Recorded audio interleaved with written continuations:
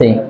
अच्छा, जैसे वक़ास साहब ने सवाल किया ना कि हमने नॉर्मल के अंदर ये सारे फंक्शन पढ़े थे, उस time T3 and T4 hormone की एक्सेसिव प्रोडक्शन नहीं होती, नॉर्मली ये प्रोड्यूस होते हैं और जितने फिजियोलॉजिकल रिक्वायर्ड हमें फंक्शन रिक्वायर्ड होते हैं हार्ट के अंदर, मेटाबॉलिज्म या बोन के अंदर, ये अपना नॉर्मल फंक्शन परफॉर्म कर रहे होते हैं। अब जब हम T3 एंड T4 हार्मोन की बात करते हैं वो हम हाइपरथायराइडिज्म की बात कर रहे होते हैं। अब हमारे पास excessive T3 and T4 hormone है, वाइल जो हम नॉर्मल फिजियोलॉजिकल फंक्शन पढ़ रहे थे उसमें एक्सेसिव नहीं थे, उसमें नॉर्मल अमाउंट में ये सिक्रीट हो रहे थे और नॉर्मल फिजियोलॉजिकल फंक्शन परफॉर्म करते थे। अब इसकी मकदार इंक्रीज है, circulating T3 and T4 hormone की मकदार इंक्रीज है। तो सबसे पहले अगर हम सेल की बात करते हैं स्पेशली, तो सेल के अंदर ये क्या करते हैं, इंक्रीज एक्सप्रेशन ऑफ एटीपेजेस। सही है, ज्यादा से ज्यादा एटीपेजेस की एक्सप्रेशन हो जाएगी, यानी सोडियम पोटाशियम पंप की। तो ये वाला पंप ज्यादा एनर्जी रिक्वायर्ड इसको होती है। तो कौन सा प्रोसेस सेल के अंदर इंक्रीज हो जाता है, ग्लाइकोजेनोलाइसिस। सही है, इसके अलावा glycolysis and lipolysis, resulting in overall क्या हो जाते हैं कि मेटाबॉलिज्म बॉडी के अंदर इंक्रीज हो जाती है। इसके अलावा जब मेटाबॉलिज्म इंक्रीज हो जाती है और स्टोर जो फैट्स होते हैं, लिपिड्स, इसके अलावा जो स्टोर हमारे पास एनर्जी है उसकी ब्रेकडाउन हो जाती है, तो लीडिंग टू वेट लॉस। ठीक है, हाइपरथायराइडिज्म के अंदर वेट लॉस हो जाता है। क्यों वेट लॉस हो जाता है, क्योंकि जितना एनर्जी रिक्वायर्ड होती है या ज्यादा रिक्वायर्ड होती है और जो स्टोर इफेक्ट्स होते हैं उसकी मेटाबॉलिज्म हो जाती है, ब्रेकडाउन हो जाती है, लीडिंग टू वेट लॉस। इसके अलावा हमने ये भी बात की कि जब मेटाबॉलिज्म फास्ट होते हैं, ये तीनों प्रोसेस चल रहे होते हैं, तो CO2, वाटर और हीट की प्रोडक्शन होती है, तो इंक्रीज बॉडी टेम्परेचर, ये भी हाइपरथायराइडिज्म के अंदर होता है। क्यों बॉडी का टेम्परेचर इंक्रीज हो जाते हैं, क्योंकि मेटाबॉलिज्म ज्यादा तेज है। ठीक है, जब मेटाबॉलिज्म फास्ट होगा तो हीट की प्रोडक्शन होगी, leading to hyper temperature increase. सही है।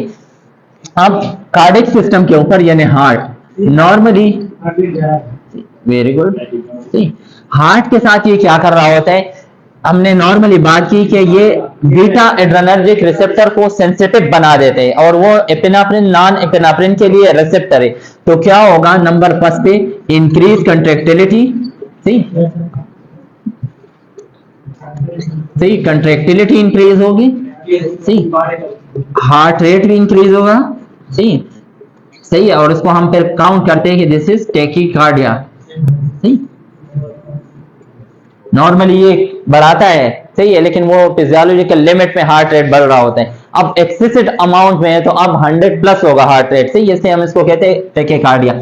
इसके अलावा स्ट्रोक वॉल्यूम भी इंक्रीज होगा। ठीक है, स्ट्रोक वॉल्यूम इंक्रीज होगा और हार्ट रेट इंक्रीज होगा, तो ultimately cardiac output increase. Cardiac output भी इंक्रीज, और जब कार्डिक आउटपुट इंक्रीज होता है लीडिंग टू हाइपरटेंशन। ठीक है, तो इन लोगों के अंदर हाइपरथायराइडिज्म वाले पेशेंट अक्सर हमें हाई ब्लड प्रेशर के साथ मिलते हैं, यानी हाइपरटेंशन के साथ मिलते हैं। नंबर 5 में मेटाबॉलिज्म फास्ट हो जाती है और वेट लॉस हो जाता है। ठीक है, इसके अलावा बॉडी के टेम्परेचर इंक्रीज हो जाते हैं, ये क्लिनिकल मैनिफेस्टेशन है। हार्ट के अंदर क्या करता है, स्ट्रोक वॉल्यूम को बढ़ा देते हैं, कंट्रेक्टिलिटी को बढ़ा देते हैं, कार्डिक आउटपुट इंक्रीज हो जाती है और अल्टीमेटली हमें हाइपरटेंशन मिलता है। ठीक, बोन के अंदर हमने बात की थी कि बोन के अंदर ये ओस्टियोक्लास्ट एंड ओस्टियोब्लास्ट सेल की एक्टिविटी को मेंटेन कर रहा होता है। सही, नॉर्मल इसका फंक्शन था ओस्टियोक्लास्ट ओस्टियोब्लास्ट सेल की एक्टिविटी को बैलेंस करना। सही, जहां पे T3 एंड T4 हार्मोन के एक्सेसिव सर्कुलेशन में ये आ जाते हैं तो ये ओस्टियोक्लास्ट सेल को ज्यादा फेवर कर रहा होता है, ओस्टियोक्लास्ट सेल को ज्यादा स्टिमुलेट करते हैं, उसकी एक्टिविटी को मजीद बढ़ा देते हैं। लिख देना कि ओस्टियोक्लास्ट, सही, उसकी ओस्टियोक्लास्ट जो सेल्स है उसकी एक्टिविटी इंक्रीज हो जाती है। जब उसकी एक्टिविटी इंक्रीज होगी तो क्या होगा, रिजॉर्प्शन। Very good. सही, बोन के अंदर रिजॉर्प्शन होगी, बोन में से मिनरल्स बाहर आएंगे। जब बोन में से मिनरल बाहर आ जाएंगे तो ये लीडिंग टू ऑस्टियोप्रोसिस। सही, बोन क्या हो जाएंगे, सही, ऑस्टियोप्रोसिस। सही, और जब ऑस्टियोप्रोसिस होगा तो लीडिंग टू, वेरी गुड, सही है, पैथोलॉजिकल फ्रैक्चर। सही है, लीडिंग टू फ्रैक्चर।